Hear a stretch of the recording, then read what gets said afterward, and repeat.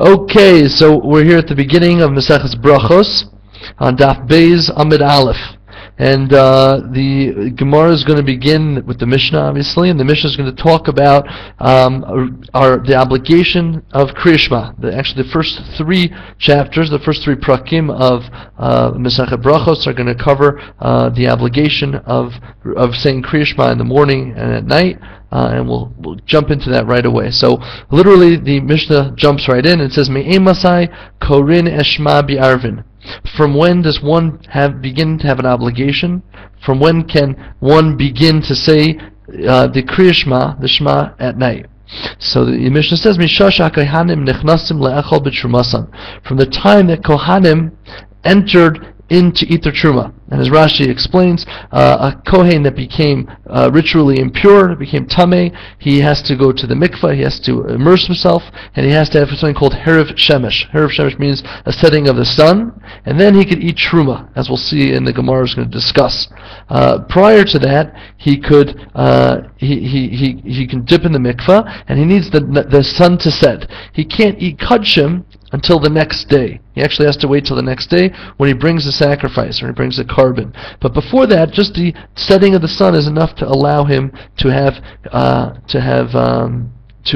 eat truma. Okay, so the time that he can eat truma, which is again the setting, when the stars come out, nightfall, and it says until when? Ad sof hashmura rishona, until the end of the third literal watch of the night. Divrei Rabbi Eliezer. Rashi explains the Gemara is going to talk about that the night is divided into, we'll see, either 3 or 4. Our Mishnah is going into the idea that it's divided into 3 parts. And what that means is that astronomical hours, if you had a 6 o'clock night that ended at 6 o'clock in the morning, a 12-hour night, astronomical hour night, divided into 3 parts, so the end of 10 o'clock at night. 10 o'clock at night would be the end of the first watch. Okay? So that's what Rabbi Eliezer's opinion is. You can only say Kriya Shema until that time. The Chachamim say ad chatzos. Okay? Now chatzos means until midnight. And Rabbi Gamliel says ad shi'aleh amud hashachar, until the sun rises the next morning. Okay, until morning rises the next morning. So the Gemara is going to explain that clearly here we have 3 different opinions, but it's really 2 different opinions, with one caveat, which is the Chachamim, the sages. Really, the discussions are going to turn to the obligation of saying Shema as b'shach b'cha uvikumecha, right? Like we say in the Shema itself, that the obligation of saying Shema is b'shach b'cha, when you lie down, uvikumecha, and when you get up. Okay? And Rabbi Eliezer says that you can only say the Kriya Shema until the time that people are going to sleep. So when do people begin to go to sleep? When it turns nighttime, that's when people begin to go to sleep, until a quarter of the night, which is about 10 o'clock in astronomical hours. And that means that there's a time period of about 4 hours when people are busy going to sleep, getting their beds ready and getting into bed and going to sleep. Okay? Rabbi Gamliel says you have until the next morning, because he actually says b'shach b'cha, when people are lying down, doesn't mean going to sleep. It means as long as people are sleeping. Okay? So when are people sleeping? They're sleeping the whole night. And the Chachamim say, the sages are going to say until midnight. And we're going to see what do they hold? Because people in those days weren't, this is before Thomas Edison, people weren't staying up to midnight. So that wasn't a time when most people would go to sleep, and people weren't getting up at midnight either. So we'll see we're going to learn in the end of the Mishnah that it really, the sages held like Rabbi Gamliel. Their opinion was that you have the whole night to say the Shema, but as they often did, they would prevent people from messing up, so to speak, and missing on saying the Shema, and they made a barrier to the words. They said you should do it by chatzot. Okay? So the Mishnah continues and says, Maisa, there was a story, Uba'u banav mi Beit HaMishteh, and his sons, the sons of Rabbi Gamliel, came from the Beit HaMishteh. They came from the literally house of drinking. We'll see in a moment whether that was referring to a wedding party, or if that was referring to any kind of place of drinking. It could be a bar. And Amrulo, they told him, this was obviously in the wee hours of the night, early morning. Amrulo, they told their father, Rabbi Gamliel, Lo karinu es Shema. We have not yet said the Shema. What should we do? So obviously, according to Rabbi Gamliel, their father's opinion was you had the whole night, so it wouldn't be a question. So what they were asking was, the sages are the majority, and we know that the halacha goes after the majority. So since the majority opinion was that you only have until midnight to say it, and now we were at a party, and we only got back now at 2, 3 in the morning, can we still say Shema? So he told them, Im lo ale amud hashachar chayavin atem likros. If the morning hasn't yet come up, you have an obligation to read the Shema. Velo zubulvad, and not only that, Amru, did he say, Ela kol masha amru chachamim ad chatzos. Every time the sages say that you have until chatzos on a mitzvah that's supposed to be done at night, really their opinion is mitzvasan ad sheyalam shachar. Really they agree with me that you have the whole night to do it. So, Hakter Chelavim Ve'ivarim Mitzvah Tzanat Sheyalam Shachar, which is the burning of the fats and the different limbs of the karbanot, the olas that are brought up at night, they had to be burned at night, and really you have the whole night to burn them. And the sacrifices that you have one day to eat them and one night after, again, the same law, Mitzvah Tzanat Sheyalam Shachar. Really you have the whole night until the morning to bring them up and to burn them. So imkein lama amru chachamim ad chatzos. Why did the rabbis say you only have until half the night, till midnight? Kedei laharchik adam min havera, so as to prevent man from sinning. Okay, so now the Rishonim, the early commentators, have lengthy discussions here to understand how we understand this. If they are saying that we should only stop at midnight, in various cases, like the parts of the karbanos that are eaten, or the parts of the karbanos that you have the whole night to burn, and they told us to stop at midnight so as we don't miss the zman and by mistake go past the morning, and they gave this time as a warning, then were they saying that you were forbidden from burning it after?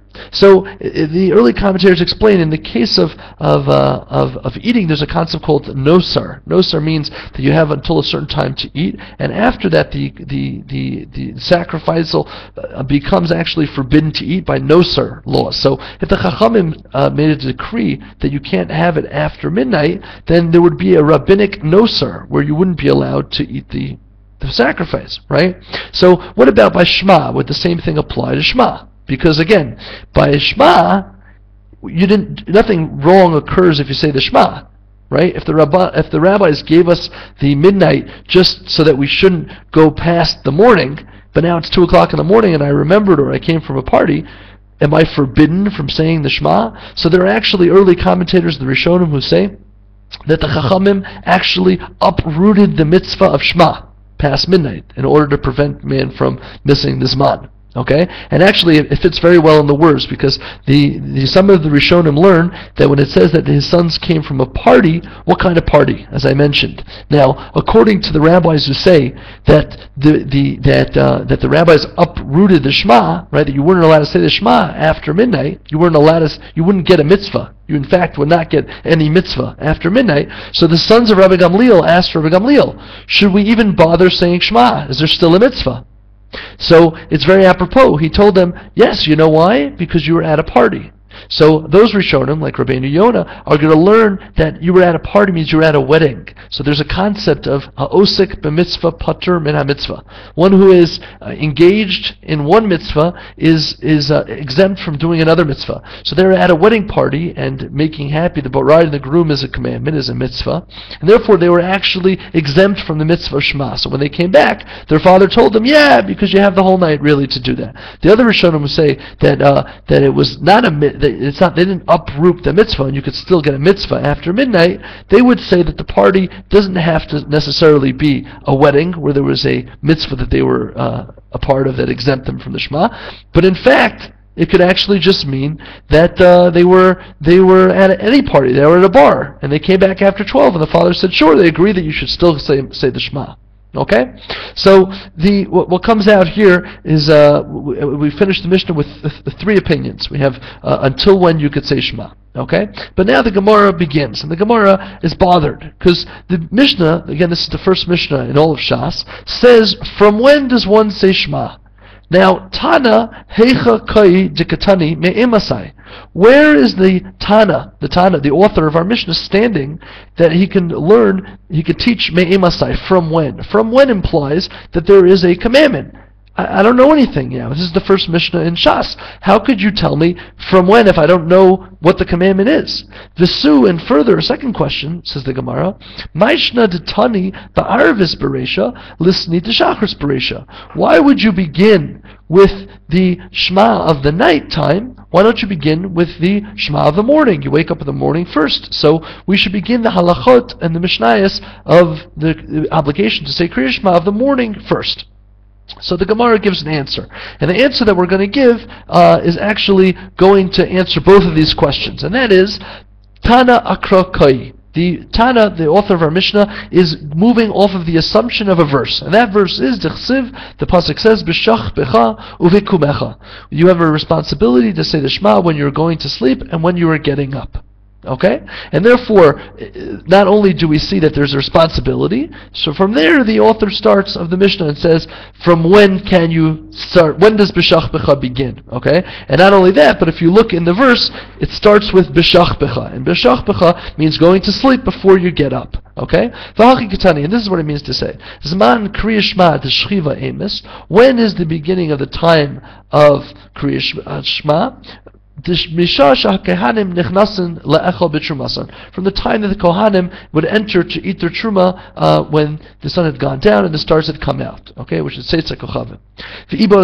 Another answer, okay, why we begin with the night, and this is only going to answer the second question, is Yalif Mibriaso Shal Olam. We are learning from the creation of the world. Tichsiv, all over the beginning of creation, we find in Vayhi Erev, Vayhi Voker, Yom Echad. You find evening first, Vayhi Erev, first was the evening, then it was the morning, and it was one day. And therefore, also when it comes to the halachot of Kriya Shema, we're going to say, we're first going to teach the halachas of Kriya Shema at night before the morning. Okay? But now, another question is going to spin off of this, and that is, Ihachi, if so, Seifa. The Seifa means the next Mishnah, which is going to teach us the halachas of Shema in the morning. It goes on to explain to Katani b'shachar in the morning. I'm sorry, this is the halachas of Shachris and of Ma'ariv. When we say the brachot Kriya Shema, the blessings that are said before Kriya Shema. B'shachar in the morning mevarach shtayim lefanel. In the morning we in fact bless two blessings before the Shema, v'achas le'achreha, and one afterwards. U'ba'erev, and in the evening, mevarach shtayim lefaneha, we do two before, v'shtayim le'achreha, and two after. So the same problem. Here, it says Shachris first. It says the halachas of the Kriya Shema of the morning. So listening to Arvis Beresha, if you just told me that, first of all, when it came to the pasuk itself, B'shach B'cha V'kumecha, that was, you had the night first, and then Vayi'er Vayivoker, that's referring to the way creation was set up. That means all the halachas should be done the same way. They should be taught the halachas of the nighttime before the halachas of the morning. So how come when it comes to the brachos of Shema, right, over there it starts with the morning first? So the Gemara answers, Tana Pasach Be'arvis. The Tana, our Mishnah, opens up with the halachas of the evening Shema. V'hadr tani b'shachris. Then it talks about the morning. And ad dekai b'shachris, pirish mili d'shachris. Once it's still in the issue of the morning, in the morning halachot, it explains the words of the shachris, explains the halachas of the shachris. V'hadr, and then pirish mili d'arvis, it goes back to Ma'ariv. And what that essentially means is that this concept, this rule that we start with the night before the day, is not written in stone. It means that's the general view. If we have two halachas to talk about, we have the night halachas to talk about, or the morning halachas to talk about, we'll start with the nighttime, because that's Vayi'er Vayivoker Yom Echad. Okay? But when it comes to, in fact, explaining it, so once we said the nighttime, because that was first, then the morning, and once we're talking about the morning, we'll continue to talk about the morning halachas, and then go back to the nighttime halachas after.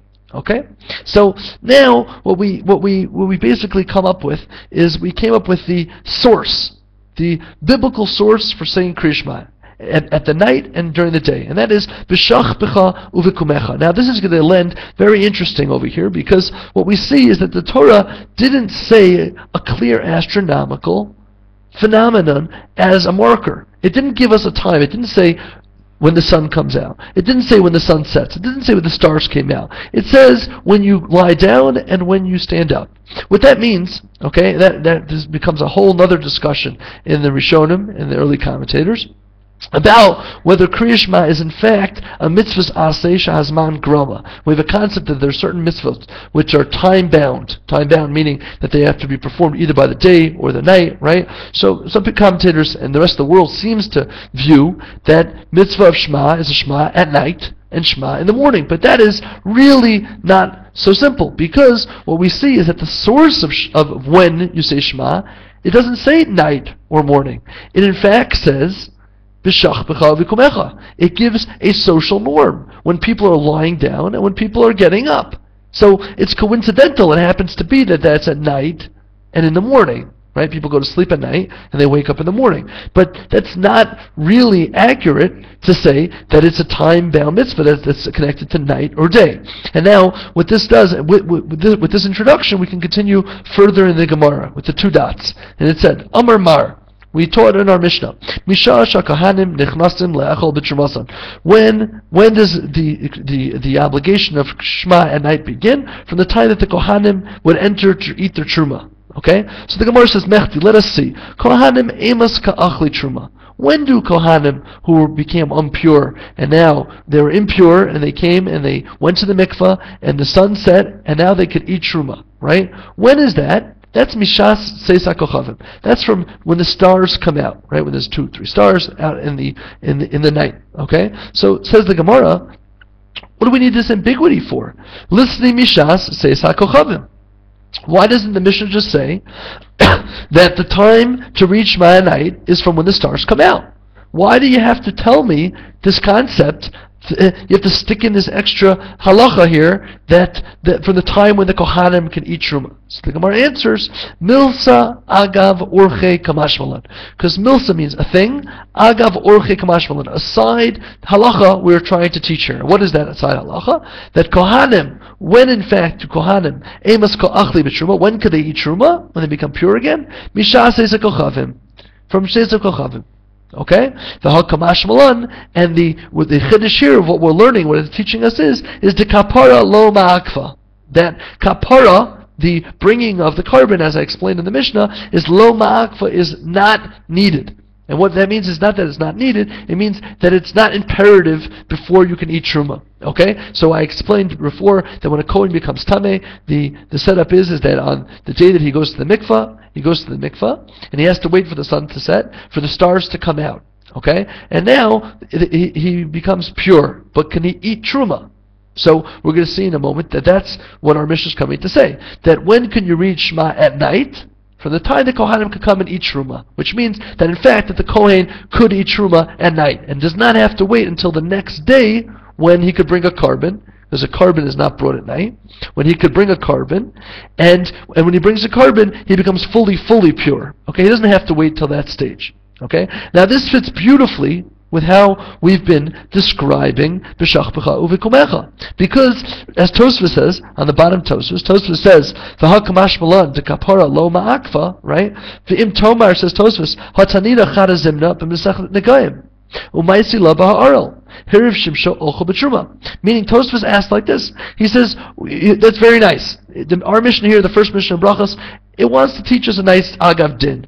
If you go through the halachot in Taras, where it talks about ritual impurifications and the Kohen and the whole process, it says it many times that Herav Shimsho Olcha B'Truma, that with the nightfall, the Kohen can eat Truma. So what does it have to stick it here in our Mishnah for? So Tosfos answers, V'yesh lomar, we can answer, the Regilus Shal Mishnayos Lashminan Bekotzer, that the way Mishnayos work is that they like to let us hear in short, Af Lamash Mefurish Kvar, even to things that are explained earlier or are going to be explained later. The Mishnah like to review things, says Tosfos. Okay? But so some of the commentators explain that, okay, it's nice, so it seems pretty random. It wants to review the halacha of when a Kohanim could eat Truma. One could eat Truma when night falls, okay, when the stars come out. Okay, great. But really this fits beautifully, because if our Mishnah wanted to impress upon its readers that, in fact, the mitzvah of saying Shema at night is not at all dependent on nightfall, okay, that's just a technical halacha. But the real source of it is from b'shachbecha, from when one is going to sleep, when one is lying down. What better way could the Mishnah show that by giving not a definitive, not giving at all definitive time? That's an astronomical phenomenon. Instead of saying when the night falls, when the sun goes down, when the stars come out, it says from the time that Kohanim eat Truma, which happens to be Seis HaKochavim. Okay? So it fits very well with the way we're explaining it. So the Gemara says, again, continues. So we learn from here, to kapar lo ma'akfa, you don't have to wait until the carbon's brought for the Kohanim to eat the Truma, and they can eat it at night. Chidetanya, like we learned in a Braita. The Braita says, Uba hashemesh v'taher. Okay? This is the verse, and the verse says there, that the sun came and was purified, and then he could eat his Truma. Okay, that's what it says over there. Now, do we read the verse? Bias shimsho ma'akvato milecho b'truma. That the setting of the sun is what holds one back from eating truma. Ve'in kaparato, and kapara, meaning i.e. his carbon, is not ma'akvato milecho b'truma. It's not what holds him back. Okay, and that's how we're going to read the pasuk. The sun came, and the v'taher, and now it is pure. Okay, the day is pure, and the man could eat his truma. Says the Gemara, Umimai dahai uva hashemesh. How do we know that the words uva hashemesh, okay, that the sun came? Bias hashemesh means the sun set and the day went out. V'hai v'taher, and when it says v'taher, and it's pure, is talking about the day. V'taher yoma, and the day became pure. And how do we know that it's talking about the day is pure and now it's complete? Dilma bias orehu, maybe it's referring to v'taher, meaning bias orehu, meaning the next morning. Uva hashemesh, the sun came in the sense that here comes the sun. That now the sun rose the next morning. V'taher, and you read it, my v'taher, taher gavra. We should read it v'yitaher, as if to say a commandment. Now, you go do what you have to do and bring your carbon, and then you could eat. So how do we know to read the verse to say Uva Hashemesh v'taher, that the sun came, and we're reading it meaning, and the sun set, the sun went down, v'taher, and the day is complete, and now he could eat his truma without having to wait for the next day to bring his carbon? Maybe in fact it only means Uva Hashemesh, the sun came the next day. Biashim shehu, it means that the sun came. Umay v'taher, and taher meaning the man himself has to go become purified, i.e. bringing his carbon. So Amar Rabba bar Rav Shila, Rabba, the son of Rav Shila, said, Imkain, if that was the situation, Le Makra, the pasuk would have left out the ambiguity and would have been clear. It would have said V'yitaher. It would have given a commandment form of the word, and he should become pure, i.e. the man should bring his carbon. So from the fact that it doesn't say that, it says my v'taher, it becomes pure. That means taher yuma, the day becomes purified. Kada amriyam shi, like people say, Iriv shimsha, the sun has set, v'ad kiyoma, and the day has cleaned, the day has passed. So now when we read the verse, Uva Hashemesh v'taher, by the Kohen, and that become Tameh, he waits until the day that he could go to the mikvah. He waits, Uva Hashemesh, and the sun sets, the stars come out, v'taher, and the day is pure, and now he can actually eat truma. Okay? So the Gemara says, B'ma'arava, in Eretz Yisrael, in the west, Hadra Rabba bar Rav Shira lo yishmi'u lahu. They didn't hear this explanation of Rabba bar Rav Shila, who explained that v'taher must mean, and referring to the day, and not the person, right? Because it didn't say v'yitaher. Lo yishmi'u lahu, they didn't hear. Ubahu la mibai, and they asked in the form of a question. Hi, this verse that says Uva Hashemesh, that the sun came, is that talking about Biashim Shahu, the setting of the sun? Umay v'taher tar yoma, and what does v'taher mean? That the day became purified, the day has been completed.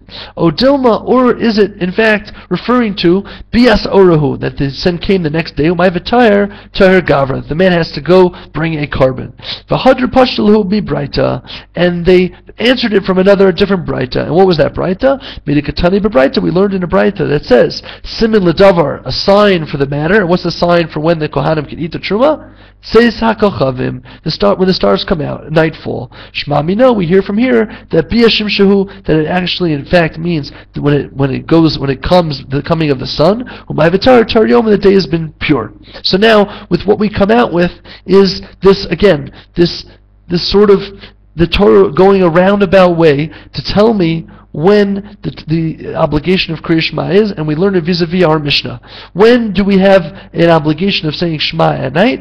From the time that the Kohanim could eat their Truma.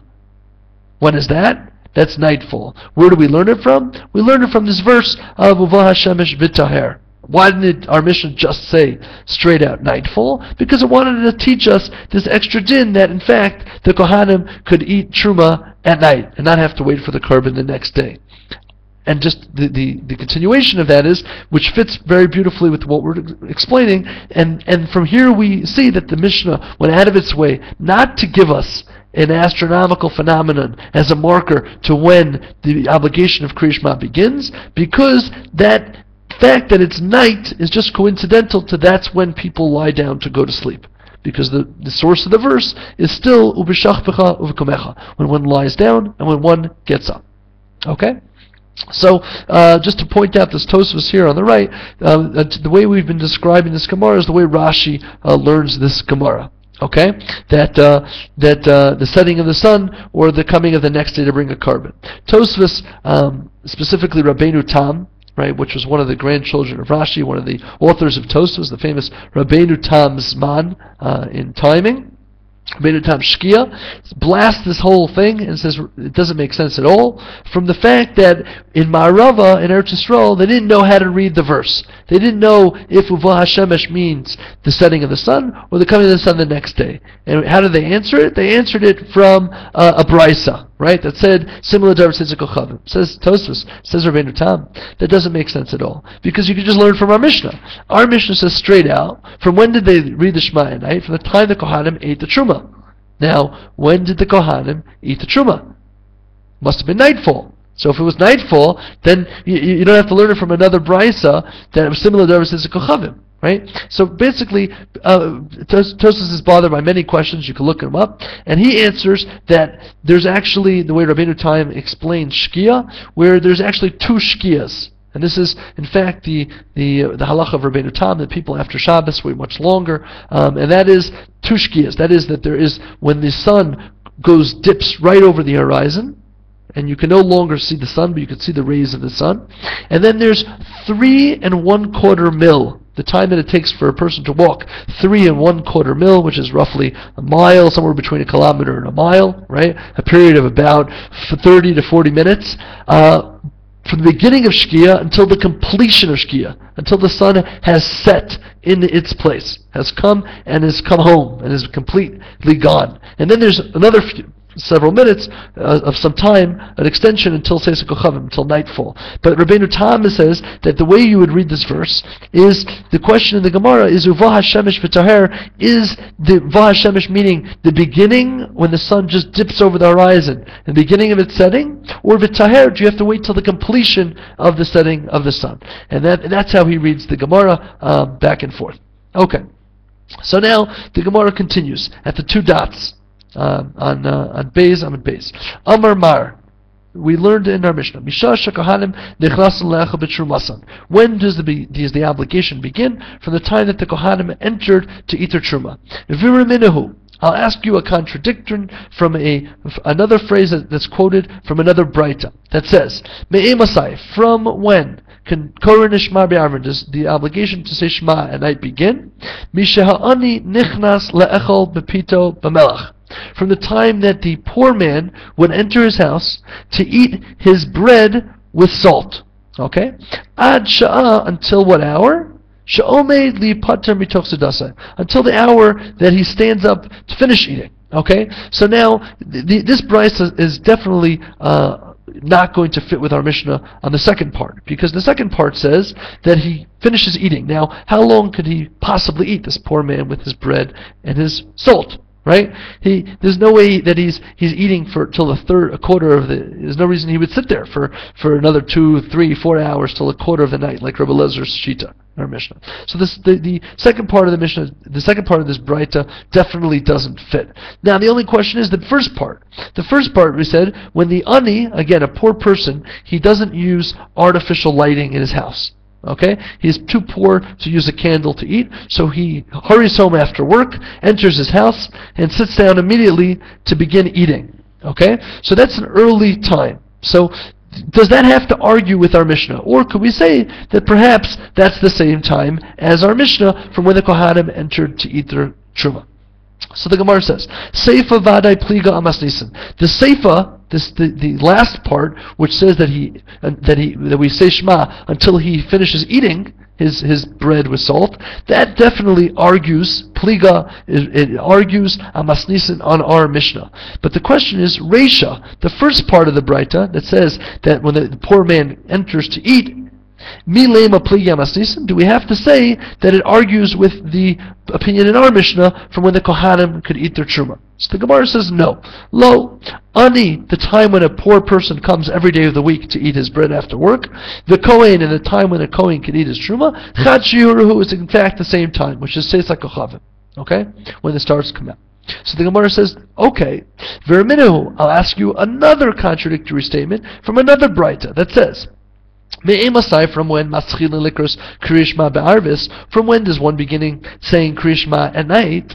Mishash Shibnei Adam Nichlasin Le'echol Pitan Be'arvis Shabbosas. Okay, now we have a third social norm. Again, note again that there is no definitive time of stars coming out or anything like that said in the Brisa, but rather a time when most people, again, we're not talking about Aniyim here, we're talking about the everyday man, the middle class, the normal people, when they come to eat their pita on Erev Shabbos. Now, Erev Shabbos, you don't have anything to prepare because Shabbos comes in and you've already prepared for all of Shabbos before. So that is an early time as well. So now we have a third time, a third statement from a brisa that says that's when the beginning of the responsibility, the obligation to say Kriya Shema begins.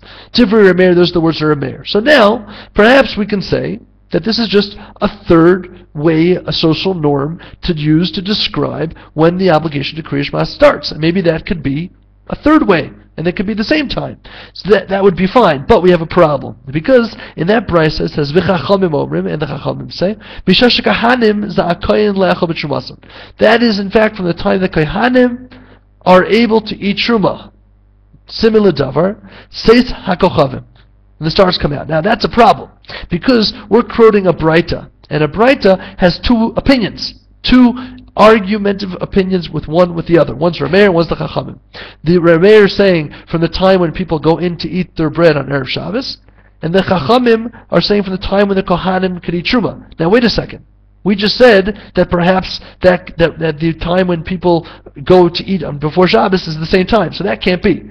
So the Gemara is going to explain that in a minute. And it says the Chachamim that when is that their time? When the time when people could eat their Truma. Even though there's no pure raya, there's no pure proof that nighttime is when the Shema, when the day, that the nighttime begins when people go to sleep, and that's when the obligation to say Shema would be. But Zeicher l'davar, there's a remembrance. And what's the remembrance? Shemar, the pasuk says in Nehemiah, the pasuk over there is referring to when they were building the Beis Hamikdash, the enemies of the Jewish people were there, and they had to va'anachnu osim b'malacha, and we were doing the malacha. V'chetziam, and half of them achzikim b'remachayim were holding on to their spears, and they were on guard from the enemy that was trying to attack them at various times. And they did that me'alos hashachar, from the morning at seis hakochavim. Me'alos hashachar is the early morning, and seis hakochavim is from the nighttime. Now, so the way that we're understanding that now is that perhaps they were va'osim b'malacha, they were doing the work during the day, and at night they ceased doing work. Okay? Now, va'omer, and the second verse says that v'haya lanu halayla mishnar v'hayom malacha, and the night was for us for a guarding, and the day was for work. So, Ma'ava Omer, what is the second verse coming to say? V'chi tema, if you're going to say Michi Ar v'Shimsha, Lel Yehu, that really the night begins when the sun sets, and the only reason they worked until the stars came out because they were workaholics. They worked very hard because of the Chavivus HaMitzvah of building the Beis HaMikdash, maybe. But the Inu Demachashchi Umekadmi, they stayed late and came early. But really, the night begins at Shkia, at the sunset, not when the stars came out, but at sunset. And really, the day begins at the beginning of the morning, the Netzacham, when the sun comes out, and not Alos, and not from the daybreak. So if we're going to say that, Tashma, no, because it says V'haya lanu halayla mishmar v'hayom malacha, because the night was for us for a guard and the day was for work, meaning they kept a semblance of a regular schedule. So therefore, kasal kadai tachamina. So kasal kadai, we're thinking now to ani uvnei adam chad shirhu. Now the Mishnah, the Gemara is saying we're assuming. It makes sense for us to assume that Ani and Bnei Adam is the same shir. What does that mean? That the time that an Ani eats every single day, meaning just getting home from work, not much to eat, no artificial light, right, just with the sun. So the time that he eats is the same time that the average person eats on an Erev Shabbos, okay? Which makes more sense. Makes most sense to assume that is one time, okay?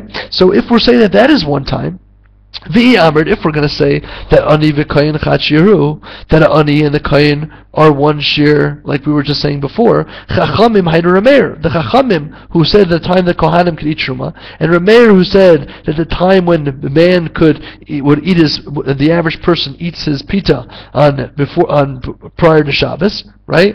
If that's the story, then they would come out that's the same time. We know, we hear from here that Ani Shir L'chud, the time of the Ani is one time, the Kayin Shir L'chud, and the Kayin's time when the Kayin can eat Truma is another time. And therefore, it must be that they're not the same time. So the Gemara says, no. Ani v'Kayin Chad Shirhu. Really the time that the Ani would eat his bread, and the Kayin is the same shir. But for Ani B'nei Adam Lav Chad Shirhu. But the Ani and the regular people is not the same time.